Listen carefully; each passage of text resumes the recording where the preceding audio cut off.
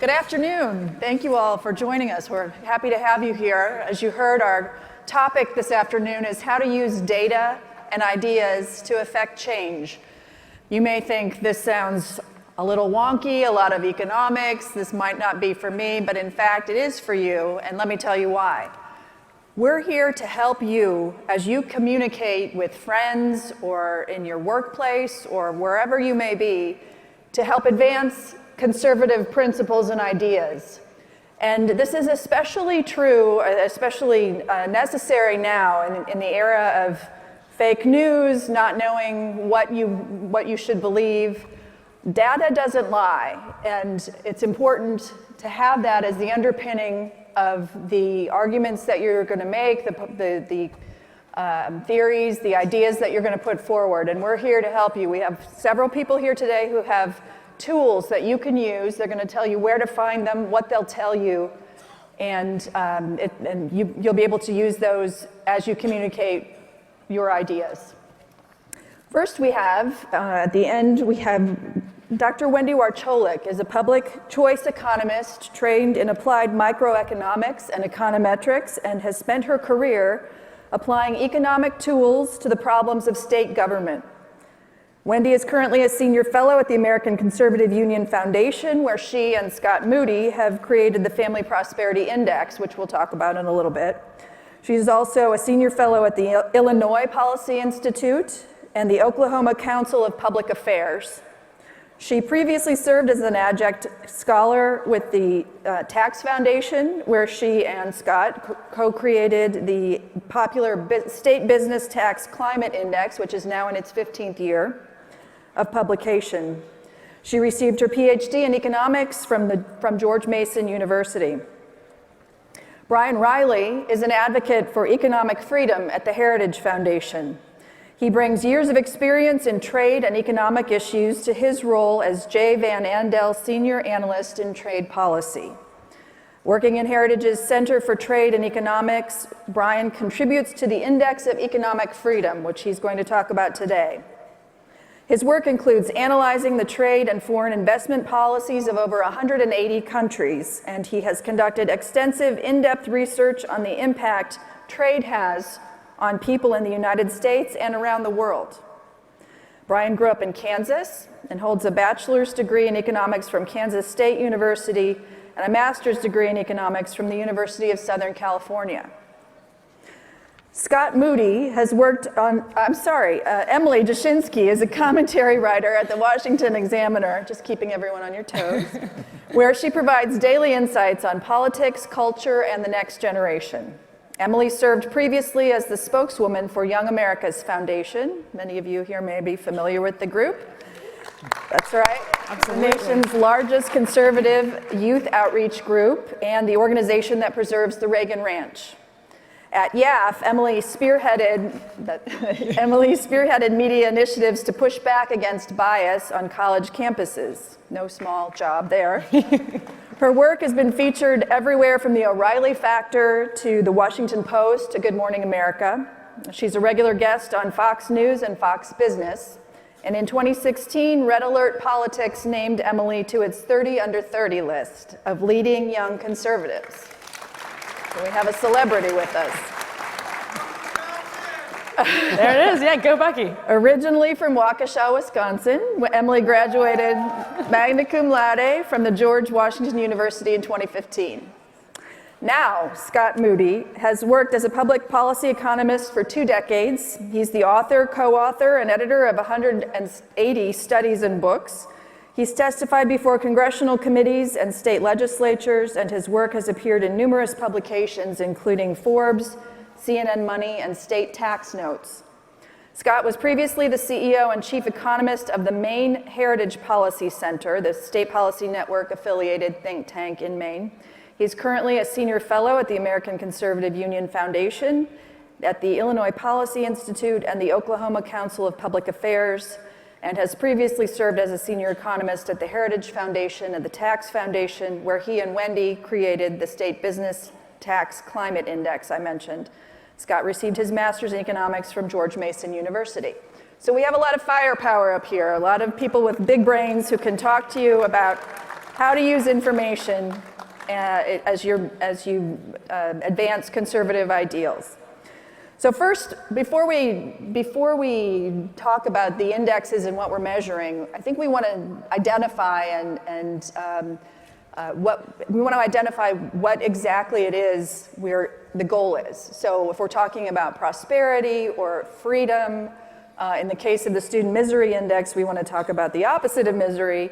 What is the goal of what we're doing here? So in the case of the Student Misery Index, Emily, what are we trying to, what's the purpose of the index? Yeah, so what I love about CPAC is how many young people there are here, and you guys know. The media likes to say, you guys care about, you care about race, you care about gender. We poll you guys, and we know what you guys are most concerned about is your education, it is your financial prospects, and it is if you're going to get a job when you graduate, right? Is that accurate? You don't care about the other stuff. And so the Youth Misery Index, actually, that Young America's Foundation developed around 2009 and has been measuring every year since, is saying, how are young people being hurt where they care? Right? So what is happening to young people in the areas that they care about most, in the areas that actually really impact their futures? So that was the purpose of the Youth Misery Index, is to see, what is the state of young people in this country? We don't care about what the media is saying. We're going to get into the numbers and say, how are young people thriving or not thriving in America today? Okay, great. Now, the Family Prosperity Index is, by its name, we want to see how prosperous families are doing in particular states. Wendy, how do we define prosperity for that purpose? Well, we define prosperity, we look at a broad array of data, over 60 variables, and we define prosperity as both the culmination of what's happening on the economic side of our lives as well as the cultural, social side of our lives. And so our data covers both economic factors and social factors, because we know that what's happening on the social side has a very real impact on economic outcomes. Mm-hmm. And Brian, how about internationally? Obviously, all of this has a global impact as well. Well, I brought a copy of our 2017 index, which just came out this last week. And there are a couple of things that we try and do. The first is you can look and see how a country is doing at a moment in time. So you can look at the United States and see we're the 17th freest economy in the world. 17th. 17th, 17. We've dropped out of the top 10. But maybe more importantly, with our indexes, you can look at trends and see, are you getting better or getting worse? And so for the United States, for example, our score is the lowest that it's ever been. Our ranking is the lowest that it's ever been. So for some groups, that may be significant in and of itself, that we're losing economic freedom in the United States. But then the follow-up is, I don't care if you're conservative or liberal or what your outlook is. Most people want the same kinds of things, I believe. They want to have they want to have jobs when they graduate. They want to have their kids have opportunities. They want to have more security, better healthcare systems. And with the data we use, you can look and see that the countries that have the most economic freedom are the most prosperous. People live longer, there's less poverty, the environment is cleaner. So freedom and prosperity are two things that go hand in hand. That's a theory that a lot of people have, and the information that's in our index certainly shows that in practice that's how it works. Mm-hmm. And just to circle back a little, to come full circle to what young people are particularly concerned about when it comes to jobs, the Tax Foundation State Business Tax Climate Index is something that would be of interest, because it's going to assess what the tax climate is, how that will affect businesses and thus jobs in those states. Am I right? Absolutely. As we know, taxes matter a lot to the economy. And the fundamental goal of the index is tax reform, putting in a good tax system. Of course, we heard from President Trump yesterday that tax reform is a major priority of his at the federal level. But we know a lot of what he does is going to take its cues from the states. The states are the laboratories of democracy. And so the index was created, number one, to rank the 50 states. Who has the best tax system in the country? Who has the worst? And of course, states can then emulate what works in other states. And that's a key key criteria. Secondly, however, policymakers need guideposts. to what are the principles, good principles of tax reform. And so the index is that map, if you will, for determining what makes good tax policy. And you, I mentioned early on that you and Wendy also co-created the Family Prosperity Index, but that was sort of born out of the state business tax climate index. Is that right? That's right. Our experience with the business tax climate index informed our the way we created the Family Prosperity Index. You know, we learned early on that rankings matter in public policy discussions. Nobody wants to be 50th in the country, and that really motivates policymakers to want to make positive change for their citizens. Mm-hmm. The Family Prosperity Index looks at 60 variables. The Student Misery Index looks at 3 of them. Yeah, we look at 3 with the Youth Misery Index. We look at youth unemployment. We look at average graduating student loan debt, which, does anybody know what that number is? It is $37,000. The average student is graduating with $37,000 of student loan debt. We also look at debt per capita, which is around $62,000. These numbers are kind of unbelievable, and we've seen obviously an enormous growth in those numbers over the course of the Obama administration. So those are the 3 variables that go into the Youth Misery Index. In 2009, it was around 84. Right now, the number is 113. It's gone up 30 points and 36% under the Obama administration. We're obviously hopeful that that will be changing very soon. And Brian, what are some of the factors that you look at Heritage when you're putting together the Index of Economic Freedom? We have 4 broad categories, and Scott mentioned states as laboratories of democracy.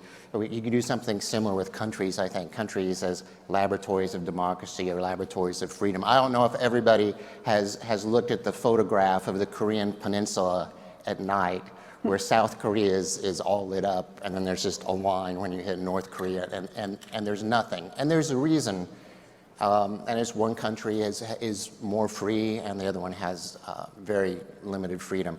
We look at things like property rights, the rule of law. So many countries, either you can't legally own property, or technically you can, but they don't have a legal system that allows you to show that you have a deed to your house or your business. And if you don't have that and you want to sell your property, you can't do it. If you want to take out a loan from the bank and you can't prove that you have something as collateral, you're really stuck at the bottom rung of the ladder.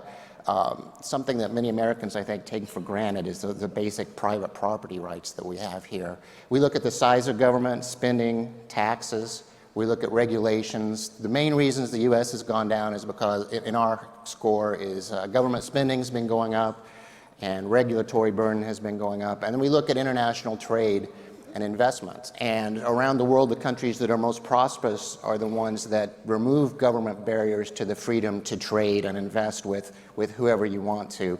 Countries like Hong Kong and New Zealand and Australia and Canada, for example. And what sources do you go to for this information? So it's a broad range of sources. We don't, Heritage Foundation, we have a great staff, but we don't send people around the country to, around the world, I should say, to do the original research. We use data from the World Bank, for example, for tariff rates, the United Nations, there are survey data, the U.S. government, the State Department, Commerce Department have a lot of information. So what we've done at Heritage isn't so much the original research, but trying to take all the information that is out there and aggregate it in a way that people might find useful. The other thing that we've tried to do is make it as transparent as possible.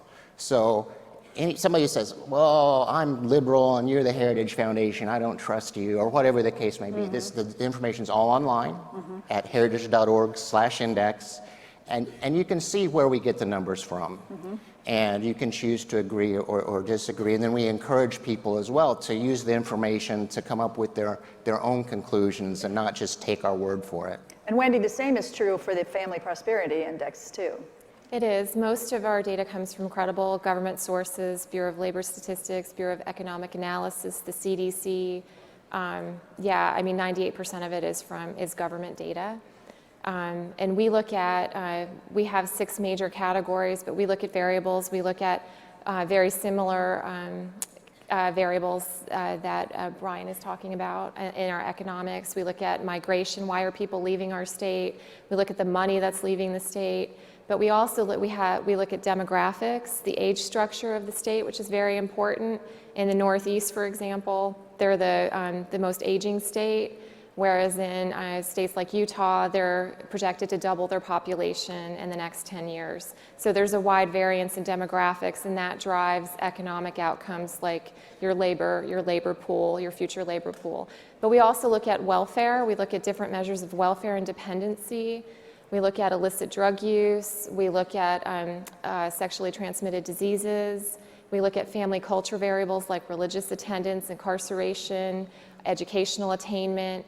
We really want to get a clear picture of how our communities are thriving. And we even get down to the local level, to the county level, so we can help employers, civic leaders, and legislators identify those hot spots within their state that they really need to focus on. So our goal is to help governors, legislators, civic leaders prioritize where they spend their time. An example of how stakeholders have been able to utilize our index, where we live up in the Northeast in New Hampshire, it's sort of in the presidential cycle, it made national news about the heroin crisis there. And because we have substance abuse in our index, we're able to talk about that in a data-driven way. And we know that there's a relationship between substance abuse and religious attendance, for example.